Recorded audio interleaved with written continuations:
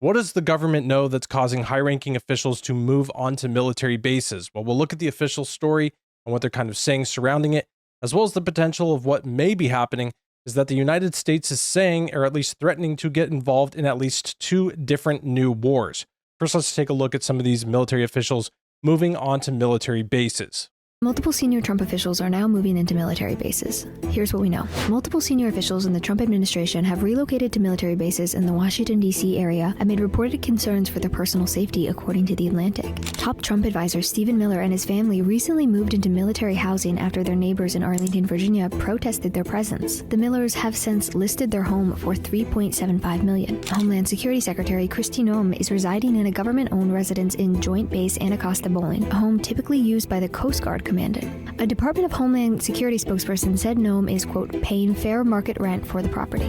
Secretary of State Marco Rubio and Defense Secretary Pete Hegseth are both living on Fort McNair's General's Row near Buzzard Point. Rubio reportedly lives there alone, while his family remains in Florida. A Defense Department official said Hegseth pays around $4,655.70 per month for his residence. Army Secretary Daniel P. Driscoll has also moved into military housing at Joint Base Meyer-Henderson Hall, which he shares with Navy Secretary John Feeling. Feeling's Washington home was damaged in a fire earlier this year, according to congressional staff familiar with the matter. National Intelligence Director Tulsi Gabbard had also considered relocating to Fort McNair earlier in the year, though the plan did not move forward due to limited space, The Atlantic reported. While it is not uncommon for some defense and national security officials to reside in military housing, experts say it is unusual for so many senior civilian leaders to do so at the same time. This is odd. Why are so many high-ranking officials in Trump's cabinet and in the administration moving on to military bases? Well, we kind of got the gist of what the official narrative surrounding it is, which is just like what's mentioned here with Stephen Miller, and we can see here with his wife posting on X that the tolerant left spent their day trying to intimidate us in the house where we have 3 young children, saying they won't back down, they won't cower. And this happened right after Charlie Kirk was killed. And it seems that what they're kind of trying to spin the narrative, or at least make people think the reason is because of the threats against conservative politicians or conservative, voices. And that this is the reason, well, in this case, most of the case for the government officials and these leading voices also in the conservative movement, how they're being threatened and they want to move on to a military base where it's much safer. So that is the official thing that we're kind of hearing here in relation to The Atlantic, which first posted this last Thursday. That's kind of the gist of what is being said, of the threat of political violence. But when you look at what's actually going on in the world, it makes me think, at least, that there's the potential of something else going on here. As we know, I think I talked about this in one of my last videos, that Russia finally launched a submarine that has the capability to create a missile with its missile to create a tidal wave that could hit the UK or any coastal region, really. We're seeing a lot of pushes in this region. Of course, Trump now instituting nuclear capabilities. First time in 30 years, that's causing a lot of people to think that there's maybe something going on. Of course, if certain intelligence isn't being shared.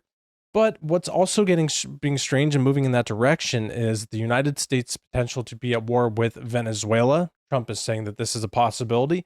Also, that we could go guns blazing, is the quote, into Nigeria. So first, let's take a look at some of the things and some of the reasons surrounding this whole Venezuela potential invasion.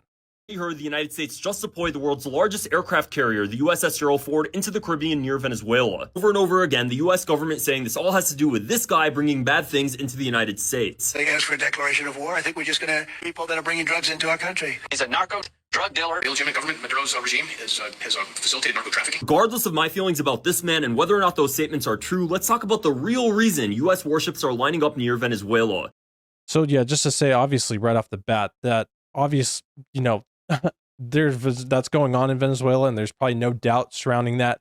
And this Venezuela government is communist. They've got bad things surrounding them 100%, but we don't see the same action from Trump in regards to Mexico or other nations. I mean, China, so much of the fentanyl is coming from there. Why are we not seeing the same speech back to them? Why is it that it's now just all of a sudden focused on Venezuela? This is strange, and this could be some of the reasons why. Venezuela has the world's largest oil reserves. Yes, even more than Saudi Arabia. Take a listen to what some U.S. politicians have previously said about Venezuela's oil. One of the reasons that we have, I guess twice now, given a license to Chevron and a number of service companies is precisely to make it easier for them to help in the recovery of oil production after the regime is replaced and there's a return to democracy. Yes, you heard that correctly. Despite being heavily sanctioned, by giving U.S. oil companies like Chevron a foothold in Venezuela now, it will be faster for U.S. oil companies like Chevron to resume normal oil production levels later after the CIA does a covert regime change operation. After resuming office, you might remember Donald Trump saying this here. Venezuela.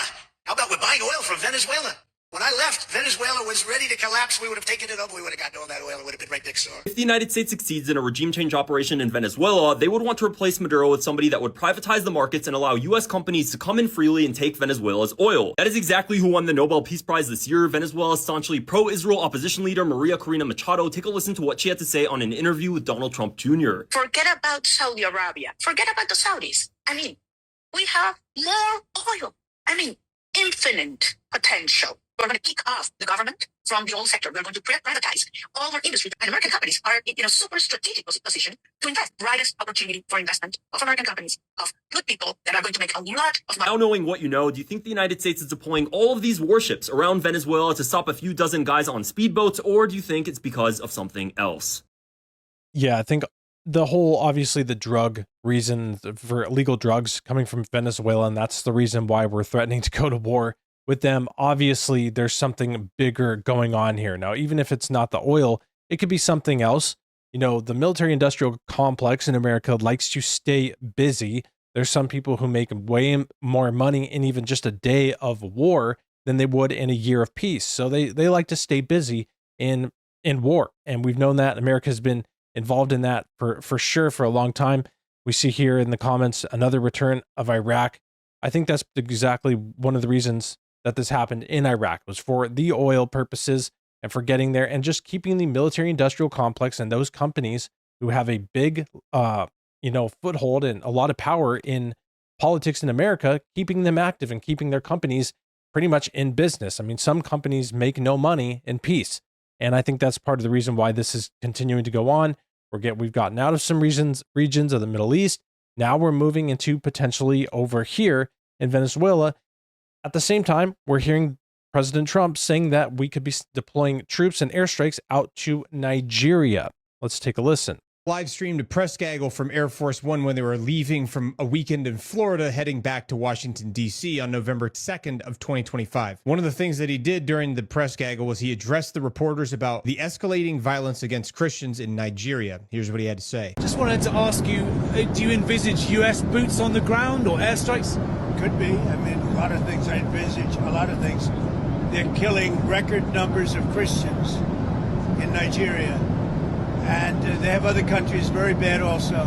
You know that part of the world, very bad. They're killing the Christians and killing them in very large numbers. We're not going to allow that. Now, he's attributing these attacks to some of the radical extremist groups that are in the region, like Boko Haram and the Islamic State West Africa Province, or ISWAP. Now, this is coming on the heels of a statement that he made on November 1st, 2025, on Friday, when he said, quote, Christianity is facing an existential threat in Nigeria, and then he threatened to halt U.S. aid while warning of possible intervention if Nigeria fails to protect its Christians. So the White House live streamed. We have been seeing this a lot in Nigeria, and it's actually gotten really bad over there, and the Christians do need help, and Trump might even be responding because multiple preachers in Nigeria were calling out, asking for help from the United States and asking for us to step in because the Christians are being slaughtered there. Here's a little bit of the statistics in relation to that. In the African nation of Nigeria, millions of Christians are persecuted by Islamic terror groups. And since 2009, over 52,000 Christians, let that sink in, 52,000 have been killed, including 7,000 this year alone. On October 14th, 15 Christians were slaughtered by Fulani terrorists. And CBN's Raj Nair recently spoke with Truth Nigeria's Masara Kim about those attacks. After first denying the problem, the Nigerian government now says it would welcome U.S. help in fighting Muslim insurgents killing Christians, as long as its territorial integrity is respected. This after President Trump warned on Truth Social the U.S. military stands prepared to go into Nigeria guns a-blazing, claiming the country's government is allowing Christians to be slaughtered, and adding the Nigerian government better move fast. On Nigeria, just wanted to ask you, do you envisage U.S. boots on the ground? Could be. I mean, a lot of things I envisage, a lot of things. They're killing record numbers of Christians in Nigeria. And they have other countries very bad also. You know that part of the world very bad. They're killing the Christians and killing them in very large numbers. We're not going to allow that to happen. Estimates of the number of Christians killed in Nigeria from Muslim extremist groups and sectarian violence since 2009 are in the tens of thousands. Some claim it exceeds 100,000. Nigeria is split nearly equally between Muslims and Christians, but over the last decade, the violent terror group Boko Haram and other extremists have increased attacks in northern Nigeria. Nigerian broadcaster and political commentator Cyril Abaku said if U.S. involvement makes Nigeria safer, Nigerians would welcome it. We are at a level where terrorism is now a global problem, and our communities don't feel safe. And so if we have support from outside coming to say, we want to work with you to help stem the tide, I think we should buy it. This is something that we should welcome, frankly. President Trump also declared Nigeria a country of particular concern, opening the door for State Department sanctions. Sunday, churches around the world took part in the International Day of Prayer for the Persecuted Church. Ryan Brown of Open Doors U.S. says prayer is the most important thing the church can do for Nigerian Christians. Our brothers and sisters, the thing that they have most asked for is to know that they are not alone. When the international body of Christ can come alongside on a day like the International Day of Prayer for the Persecuted Church, that sends a strong, strong message to our brothers and sisters to let them know they are not forgotten. Dale Hurd, CBN News. Women are dying every day. Men are dying. What do you want us to do? Please, please, I'm begging you, Congress men of London, please stand for the helpless. So this, again, is the sad state of things in Nigeria. The Islamists are killing Christians in super high numbers, and that is not good at all. And I think, Christians should be defended 100%. We shouldn't just let the Islamists go out and just slaughter them in the streets. And so if we're going to be involved in any war at all, or just at least go and doing strikes anywhere, I would say it's in support of innocent people being killed like they are they really are in record numbers over there in Nigeria. So it would be good if we could go and help them out in that regards, not boots on the ground, not endless wars, but help them out at least. I mean, I'm much more supportive of helping Christians who are being slaughtered in different countries by Islamists than going to another country for oil or for just keeping the military industrial complex busy. So that's some of the news. Is this a reason that these senior officials are going into military bases? Is that what's going on here? Because this is could be more than just the potential of political violence.